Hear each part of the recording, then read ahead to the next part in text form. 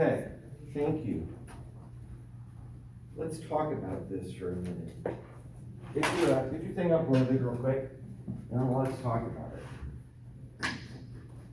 I'm not going to be rigorous on the grading of this quiz. It's your first one. It's going to be sort of a learning experience for all of us. So just, whatever you got is good enough. This is all to get the boat moving so that the rudder is effective, right? The boat ain't moving, the rudder ain't worth nothing. So go ahead and upload it so that I can see sort of where you're at, and then I can use that information to figure out how to adjust my behavior in the classroom. This is more feedback about me than anything else. So among the things that you're going to want to do when you draw a graph for my course, the first thing that you probably will want to remember to always do is label your graph.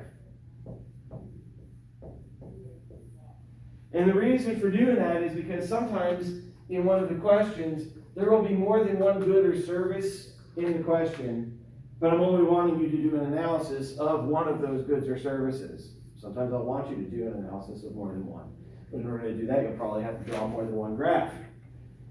So label your graph with what it is that we're talking about, and I'm going to want to also label my axes, price and quantity, so that I know which variables are endogenous to the puzzle, right? Which variables are a part of the question that I'm trying to address. So we're talking about price and quantity. Now, here we're just talking about a quantity of one, right? Your pair of shoes. Now let's figure out, what your willingness to pay for a pair of shoes was. So what did you say? $80. Okay, what did you say? 200. Okay, what did you say? Yeah. 80. Okay, so we have a variety.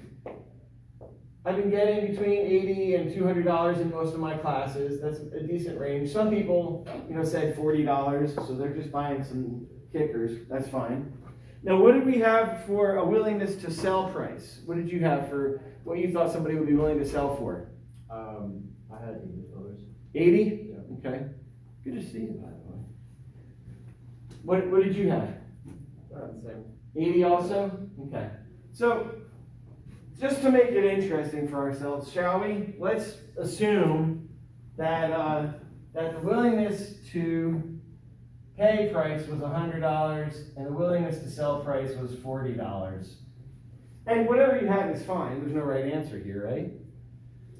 Okay, then the puzzle becomes, what price are we going to sell the shoes for? What price will the transaction be consummated at? And I like to use the word consummated there because there's mutual gains from the transaction.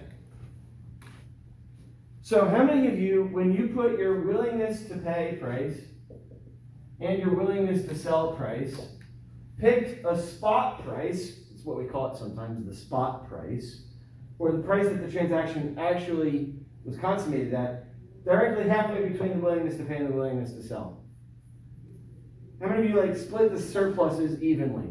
We tend to do that quite often, don't we? We kind of like that. We think there's something right about it. So what would that be? $70. We'd have to be halfway between. This guy gets $30 in surplus and this guy gets $30 in surplus. So far, are you with me? So far, did you mostly get this right?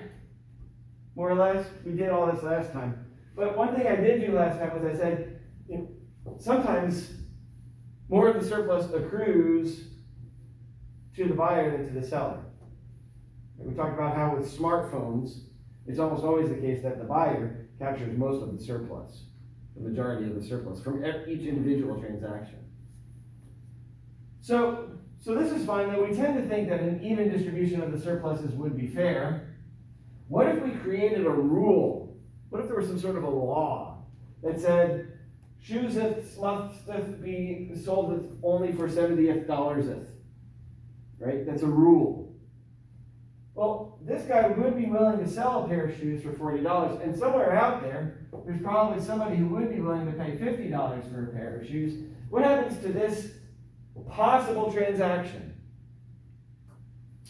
If we make a rule that you can only sell shoes for $70, what happens to this guy? He doesn't get any shoes, does he? He goes barefoot. He doesn't get any shoes. Was that a good thing or a bad thing? That's a normative question, right? But from this person's own point of view, is that a good thing or a bad thing? Bad. He would judge it as being a bad thing. Why? Go ahead. For sellers to begin, right? For the sellers? Yeah. It'd be a bad thing too, because the seller is missing out on a possible transaction. The seller would be gaining $10 in additional surpluses, and his buyer would be gaining an additional $20 in surplus. Or actually, if it sold for 50 and that was their full limit, it's 10, they wouldn't get any surpluses. But they'd be barefoot.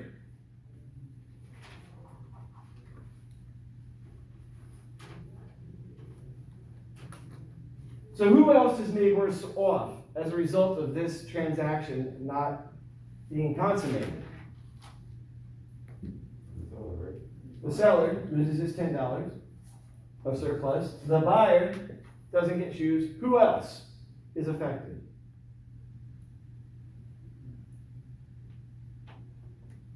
Well, what is the seller going to do with the $10 of surplus that he would have obtained if he could have made that transaction? Yeah. Government taxes, right? Or no? Okay, the government, let's leave the government out of it for a moment. The government is the one who said that the price has to be $70. Yes? Just spend it on something. Yeah, maybe you. Yeah. Right? Maybe he would hire you and pay you $10 to do something, or buy something from you for $10.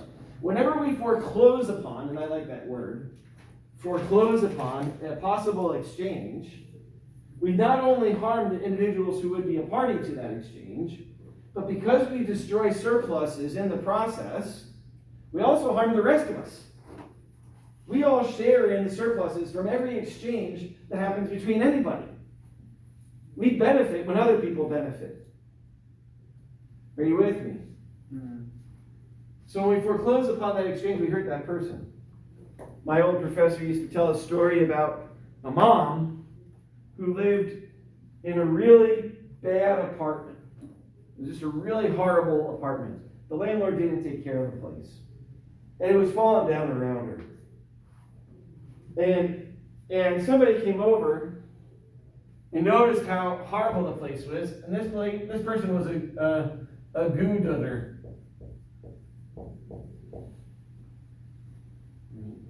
A goo-dooder. They had good intentions, but they didn't really understand the situation. They said, nobody should have to live in an apartment this bad. And they went to the city and they tore the apartment down and built new apartments nearby. Well, what would happen with those new apartments? If they're not so bad, what happens? Yes? Price goes up. Price is higher. This mom had chosen to live in those poor quality apartments because she had a daughter. And her daughter played the piano. And the mom was choosing to live in the low quality apartments so that she had money to pay for the daughter's piano lessons because the daughter had talent and might become a concert pianist someday. Now, what happens? You can't live in the low quality apartment, so you're going to live in the higher quality apartment, so no money for piano lessons. The question is whether people can be trusted to spend their own money wisely. The economist typically says yes. Right? You have your preferences, and I'm not going to judge them. I'm going to say, you want what you want, and I don't care why. And I'm going to trust you as an agent with full ability to make decisions for yourself to spend your money how you think is best. So if you're willing to buy a low-quality pair of shoes, who am I to say, no, you can't. You have to buy a high-quality pair of shoes. Does everybody have to have high-quality shoes? No. There is an optimal quantity of low-quality shoes. There is an optimal quantity of low-quality apartments. Is there an optimal quantity of low-quality health care? Everybody should have the very best health care available to them. Really? At what cost? At what cost? Everybody should have the best quality car. What if everybody had to drive a Cadillac? A lot of people not driving. A lot of people without a car, right? You're foreclosing pushing people out of the market so they don't get to participate. There's an optimal quantity of low quality economics professors. All right, let's move on. What else can we see in this graph here or learn from this model that we're using to talk about the world? Well, if I were to survey the class and ask each of you what your willingness to pay, willingness to sell prices were, I'd get something like this. I'd get somebody who said $200, somebody say $150, $120, $110, $100, $80, $40. And this would be like a demand curve, but notice it's not a straight line, is it? It's a stepwise function. You guys remember that from algebra? Stepwise functions? Why? Because these are individuals. Well, then why is it that when we draw demand curves, we typically draw them as a straight line?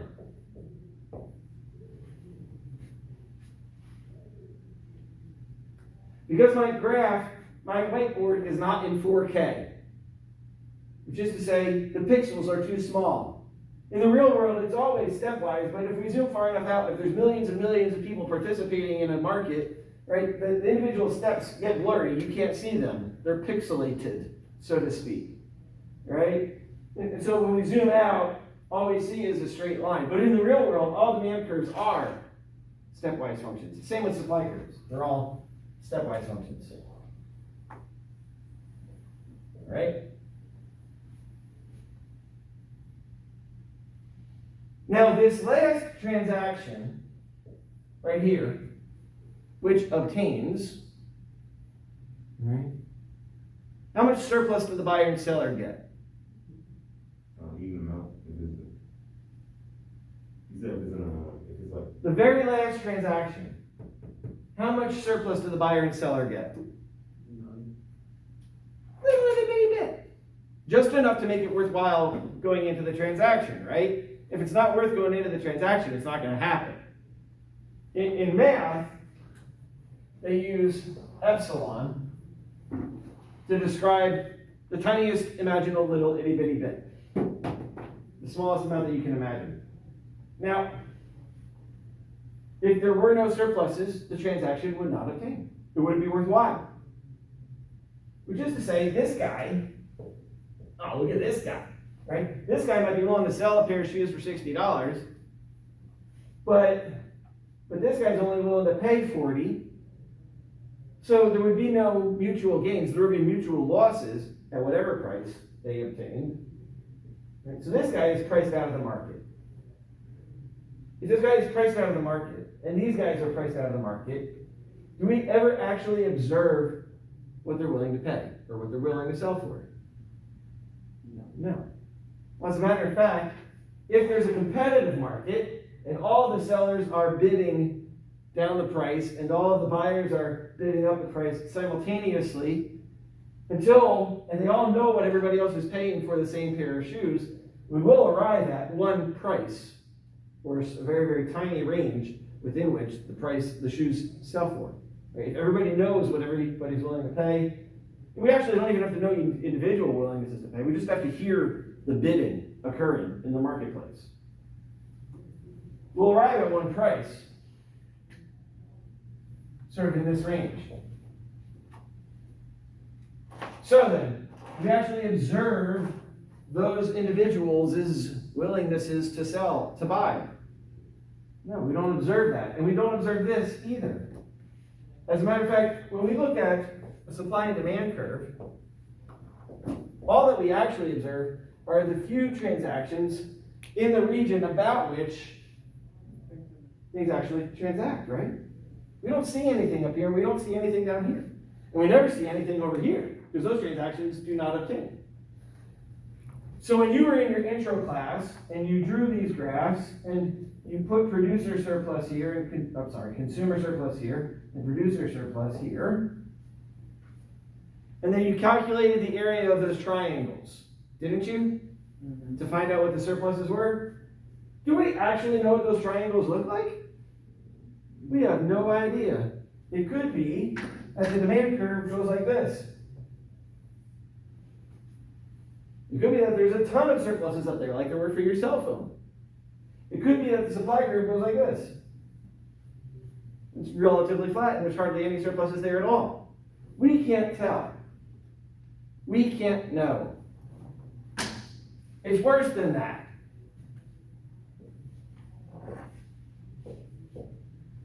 Because we don't even observe a curve at all. What we observe are the receipts from the individual transactions where a pair of shoes was sold. We know that there was a pair of shoes that sold for that price, a pair that sold for that price, a pair that sold for that price, and that price, and that price, and that price, and that price, and that price, and that price, and that price. Okay, where's the supply curve and where's the demand curve? In that data.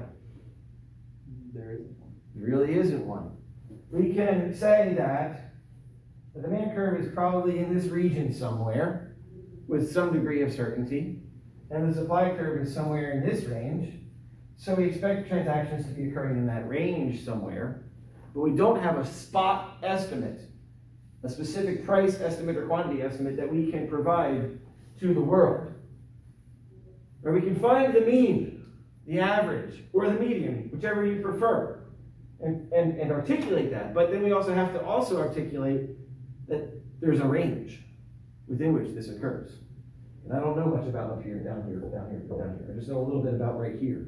In other words, when you start to think about it harder, the economist has to be particularly humble. There's actually very little that we know. What economists are better at doing is telling other people, you can't know that. I know you can't know that. I know you can't know what the shape of the demand curve is. Some person might presume to be able to know what the demand curve is. But I know well enough to say, you do not know. I'm an economist and I can't know, which means that you also can't know. In other words, it imposes a constraint on what people can claim to know to be true or untrue. Are you with me? And if people have to be more careful about what they can know, if they have to be more humble about it, then they have to be more humble about what they propose to do about a particular situation. We're limiting the scope of what an expert might be able to say to the public conversation.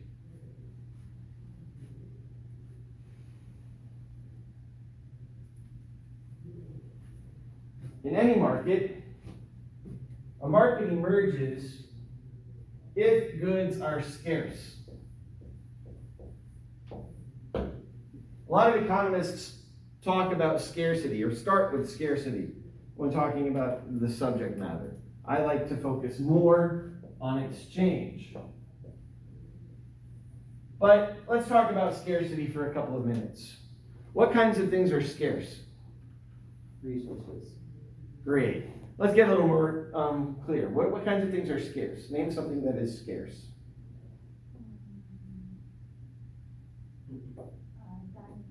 Diamonds are scarce, aren't they? Yes. What else is scarce? Oil is scarce. People like to think about oil as being scarce. Good. Okay, diamonds, oil. What about water? Yeah, water is scarce. There's a limited amount of water in existence right now, isn't there? Somebody asked John D. Rockefeller one time, he was the richest man in the world, right? They asked him, how much is enough? How much money would be enough? And he said, just a little bit more. Just a little bit more. I see you. Scarcity comes from being able to imagine having more. In other words, scarcity, the source of scarcity is our imagination.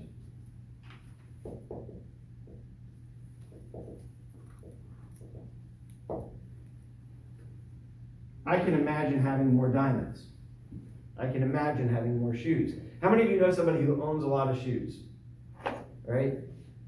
They can imagine having more though, can't they? As a matter of fact, somebody who already owns a lot of shoes is also likely to be somebody who is still shopping for more shoes. They got a thing about shoes. They love them. Scarcity comes from our imagination. In part, scarcity comes from our appetite. We just want to have more for ourselves to consume. In part, scarcity comes from a desire to control. to be in control over some resources, right? In part, scarcity comes from a desire for security. I'd like to have more collected in case something bad happens.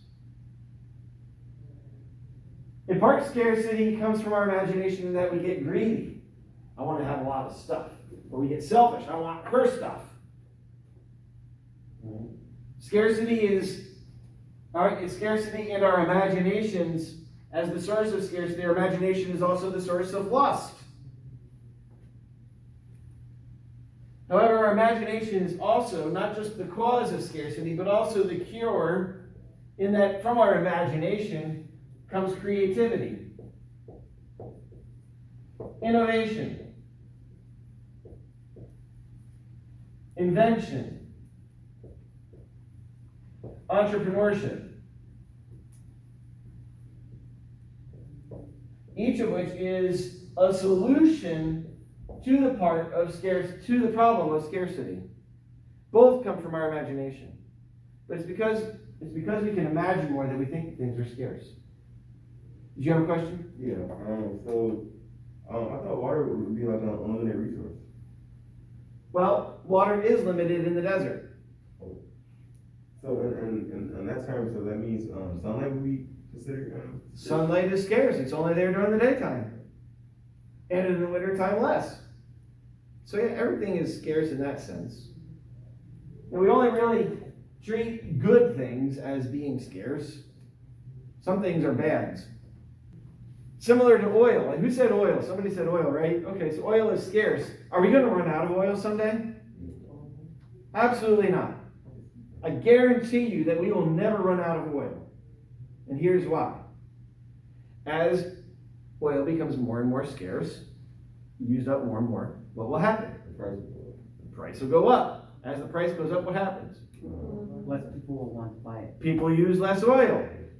Will we ever run completely out? No, but the price might get to a point where you can't buy any. Or I can't buy any. I'm just an economics professor. Right? Oil ran out once before. Kind of. Why? I'm thinking it was the war or No, you're not going to get it. We ran out of whales. Oh. We used to get oil from whales, but they got too hard to hunt because they become more scarce. In other words, the cost of extracting a whale and harvesting it from the ocean became so prohibitively expensive that we stopped doing it. Instead, what happened was all those farmers who were angry about buying the farm that they had bought because there was this black goop coming up out of the ground that ruined their farm. One day somebody discovered, hey, I can turn that stuff into a fuel like called kerosene, and all of that oil became valuable. It wasn't until the late 1800s that we started using oil for fuel at all. And it's because we ran out of whales. Once we start running low on oil for real, we'll find something else. That it will all just be cold more often, I guess. Now, this word scarcity, sometimes students will confuse scarcity for the word shortage. Scarcity exists in our imagination. A shortage is a price phenomenon. Am I still recording? Yes. Great. So, a price phenomenon, in the sense that, suppose we're looking at the market for apartments, and for some reason there is a rent control put in place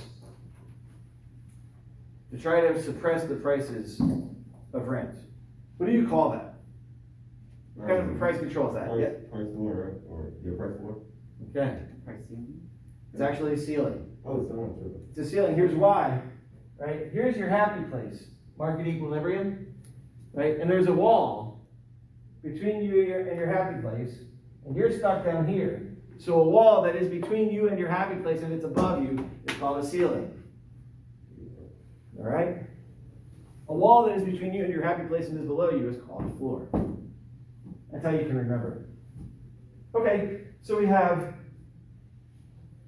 a rent control. Well, what happens in this case is that at this particular price, the quantity that people will demand is no longer the same as the quantity that people will be willing to supply at that price. The quantity demanded is greater than the quantity supplied, so we end up with a shortage. A shortage is a price phenomenon. Scarcity is in our imagination.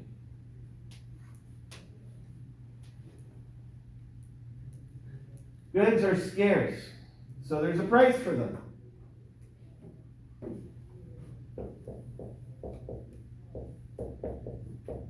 So we sometimes say that there ain't no such thing as a free lunch.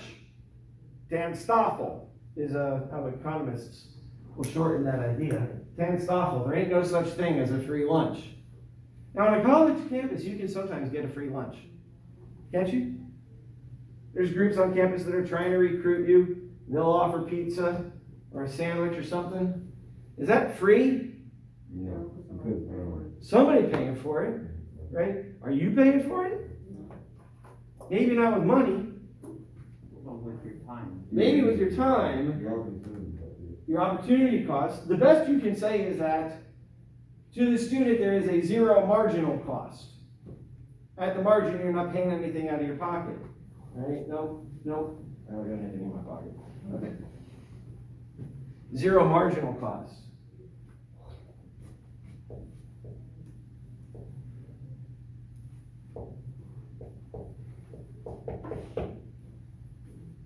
Now this idea of marginal, you guys will have heard this a good bit last semester, right? What happens at the margin? The margin is why the price of diamonds is so different from the price of water. If you're in the middle of the desert, and you ain't had nothing to drink for 3 days, how much would you be willing to pay for a bottle of water? A lot more than it usually is. A lot more than it usually is. Suppose you had a pocket full of diamonds. Would you give them up for that bottle of water if you needed it to live? Right? Yeah. So then, the first bottle of water is very, very valuable to you, and you would pay a very high price for it, wouldn't you? But is that the situation we're in most of the time? No. No, most of the time we've already had plenty of water. We're almost indifferent between having another bottle of water or not. You can get water for free by walking over to the water fountain. So at the margin, that one more unit of water, the value to you is very, very, very low. When you didn't have any water, at the margin, that first unit of water was very, very valuable to you. Same is true for diamonds. Right? That first diamond is really, really valuable to you. Now, you're not going to die if you don't have a diamond. Although, she might be saying, if he doesn't get me a diamond, I'm going to kill him. Right? But that first diamond is very, very valuable. If diamonds were super abundant, if we had tons of diamonds just laying around all over the place, would they be valuable? No. Maybe, maybe not. But they wouldn't. The marginal diamond wouldn't be very, very expensive. Are you with me? This concept that overcomes what is called the diamond water paradox wasn't really understood by economists until the late 1800s. Adam Smith saw this puzzle as something he couldn't explain. Why? Because we had to apply the calculus to our study of human behavior. Now, we're not going to require calculus in this class. You can explain most of the concepts without it. Okay? But it wasn't until Newton and Leibniz had each discovered calculus that we had a method for explaining why it is that at the margin, prices are different. It was called the marginal revolution when all these changes happened, around 1870. By the way, what are your videos called online? Marginal Revolution University. Right? And the blog that the authors of the textbook run is called Marginal Revolution, all as a nod to this development in the history of economic thought, our ability to understand more this way. Let me show you one more graph. It's very important that you label the axes of your graph, because we're going to draw different kinds of graphs that have different things on the axes. So for this graph, I'm going to put fish and coconuts on the axis. What I'm going to draw is a production possibility frontier. PPF. This is Crusoe. His opportunities. Now, in the videos online, I talk about Robinson Crusoe. I just call him Crusoe. How many of you know the story of Robinson Crusoe? You ever hear this before? You've heard of it? Okay. It's a novel, an old novel, one of the earliest novels written in English. It's a story of a guy who got stranded on an island alone, and how he had to make it through the day. It was very episodic. Every day, Crusoe would wake up, he had to solve some major problem, right? He would solve the problem, and then he'd go back to sleep and wake up the next day to a new problem. A lot of times, the solution to his problem was that something else would wash up on shore from the ship that had shipwrecked. One day he needed to cut down a tree or something.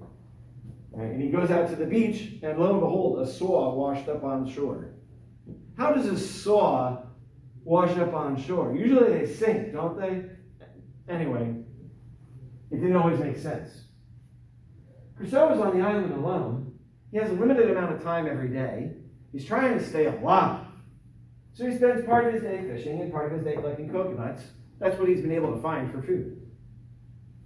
Now, he's limited in what he can do. For every amount of time that he spends collecting more fish, he has to give up some time collecting coconuts. So he can't have this many fishes and coconuts, because it's outside of his possibility frontier. When he switches from this many fishes and this, so this many fishes, or this many fishes rather, and this many coconuts, right? He has to give up some coconuts in order to get more fish. The point where he lands on his production possibility frontier is according to his own preferences. He chooses what quantity of fishes and coconuts to go and collect so that he can consume them. We assume that he's doing it according to his own preferences, what he likes. He has to take his time, right, and give up some coconuts in order to get some fishes. In that sense, then, fishes, right, are priced in terms of coconuts. How much does one more fish cost? Well, 2 coconuts. Because that's how much I would have to give up to get that additional fish. So coconuts become like a money. In the same sense, right, when he tries to collect more coconuts, how many fish does this coconut cost? I have to give up collecting some fishes in order to get more coconuts. In other words, each thing is like a money for the other thing. Like a money for it. In that sense, all prices are really about relative prices between other things that you want. I want a pair of shoes. I'm willing to pay $50 for them. What do you have to give up? $50. But that $50 isn't about the money. That $50 represents all the other stuff that you could buy with that $50. I'm giving up buying all of these things so that I can buy this pair of shoes. It really comes down to the stuff. The money is just a way of liquidating or providing like an oil on the transactions. In order to get those shoes, you have to demonstrate to somebody else, I'm willing to give up more other stuff than you'd be willing to give up of other stuff to get those shoes. Because you got to bid the shoes away from that person. Are you with me? So in the end, where Crusoe chooses to produce is based upon a ratio between fishes and coconuts. It's a ratio. In other words, Crusoe has to take his time and divvy it up. I'm going to use this time to do this and use this time to do that. I'm going to divide how I use those resources. In other words, I'm going to ration my time. I'm going to use some of my time to do this and some of my time to do that. And if he's happy with his own decisions, he would say, I did a good job at being rational. That's where the word rational comes from. Are people rational? Sure. We ration our time and our resources. How? Based upon ratios. Now what about rats? Are rats rational? Sure. Rats ration their time too. So then, are we talking about economics yet? No, because we haven't really gotten to exchange. You read farther into the story of Robinson Crusoe and you find out there's somebody else living on the island. Am I still recording? Yeah. I don't know what was wrong before. There was somebody else living on the island. Now Crusoe meets this guy on a Friday. So he calls the dude Friday. That's his name. And it turns out that Friday's been living on the other side of the island for a while. And Friday is really good at fishing. He's way better than Crusoe at fishing. Much, much better. And so Crusoe says, I bet there's an opportunity for me to focus on collecting coconuts and then trade and get some fish from Friday. He's got a limited amount of time, just like I do. But then it turns out that Friday is also better at collecting coconuts than Crusoe is. He's better at both things. Anything you can do, I can do better. I can do anything better than you. It's an old musical song. Mm-hmm. So then, is there an opportunity to trade? Should Crusoe just go and kill Friday and take his stuff after he's worked one day so he has more stuff? Yes. Well, this Friday has to be better at one thing, right? Like fishing or coconuts. Friday is better at both fishing and No, I'm coconutting. saying for like him, is he like For himself, Friday may have a certain ratio Yeah. at which he is good at collecting fishes and coconuts. So it basically depends on which he's better at. So, for example, if he's better at fishing than coconuts, it'll be wiser for Friday to trade coconuts because he's better at fishing. Yes, that's right. So between Crusoe and Friday, Friday has an absolute advantage at doing everything. He's better at doing everything, right? But that doesn't mean that there isn't a possibility for there to be a comparative advantage. For Crusoe to have one comparative advantage and Friday to have the other comparative advantage. There's one case where that wouldn't happen. And that is if the ratios for Crusoe and Friday are the same. If the slopes of their lines are the same, even though one has a higher absolute advantage in both things, there would not be an opportunity to trade because any terms of trade would not be acceptable to both parties. They would not be able to find a price at which they'd be willing to exchange. That's very unlikely, and your book doesn't even talk about it. It presumes that the slopes of those ratios are different for the two people. Because in most cases they will be.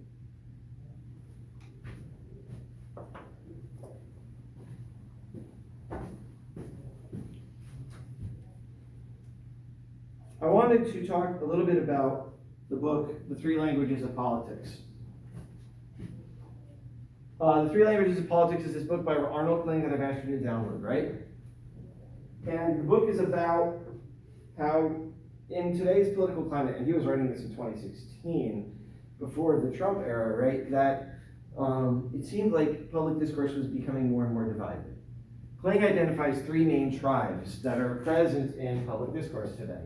He identifies progressives, conservatives, and libertarians. Kling says that progressives tend to frame every single political issue in terms of there being some group that is oppressed and another group that is the oppressors. And when they talk about political issues, they try to frame it this way, and they're typically in favor of helping those who are oppressed. Conservatives tend to frame most political issues in terms of barbarism and civilization. Conservatives are concerned about maintaining civilization. The institutions and rules and law and order and social statuses of individuals to maintain civilization where it's at, to preserve it so that civilization does not fall into barbarism, right? Where we lose the benefits of those institutions and we all become worse off as a result of moving towards barbarism. A libertarian will typically frame an issue in terms of coercion and liberty. He'll try to identify a situation where somebody is being coerced and somebody else's liberty is being taken away from them. And this is the general way that people in each of these tribes tend to talk to one another. Does that mean that they're always in disagreement with one another? No. There are situations where all three groups could be in agreement with one another. For example, if we look at the history of the Holocaust, when the Nazis in Germany imprisoned millions of Jews, homosexuals, mentally ill people, right, and political dissidents. A progressive would look at the Holocaust and say, well, there was clearly a group that were the oppressed, those that were in prison, and clearly a group that were the oppressors, the Nazis. Let's fight the Nazis. A conservative would say the Nazis are destroying law and order, civilization, they're bringing about more barbarism, so we should fight the Nazis. A libertarian would say the Nazis are being coercive and taking away people's liberty, so we should fight the Nazis. In other words, they all agreed. They came to a point of agreement about this political issue.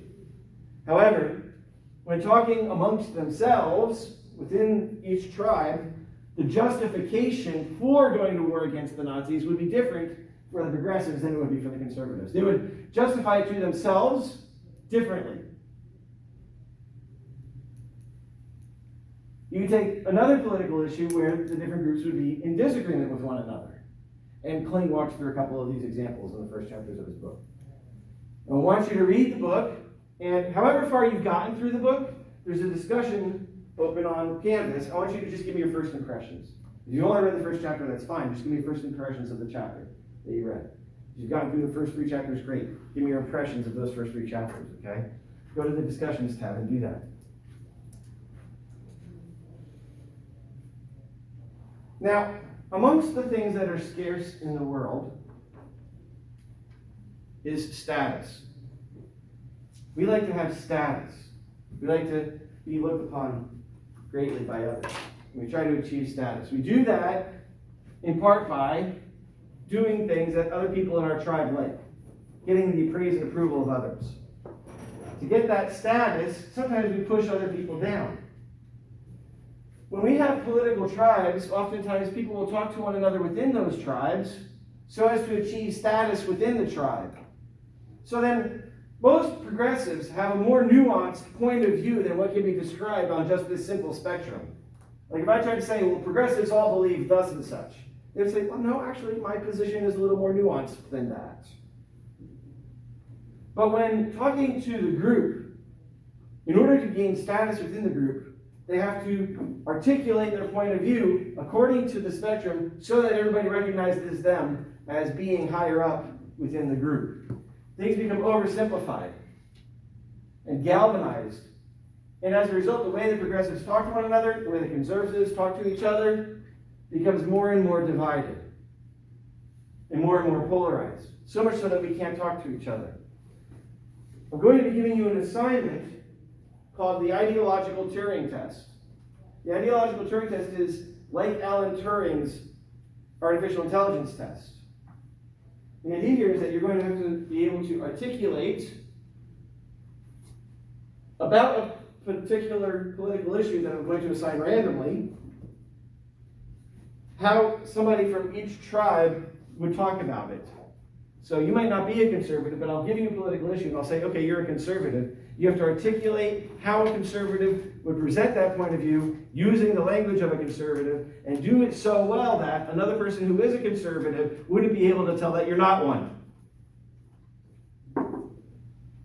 That's what the Turing test was about. It was to sit down at a computer and talk with the computer, and if you don't know that there's another human being on the other side of the computer, if you can't tell that it's not a human being, then we would say that artificial intelligence has arrived at a level where we can't tell that it's a human being or not. And that's what Turing test was about.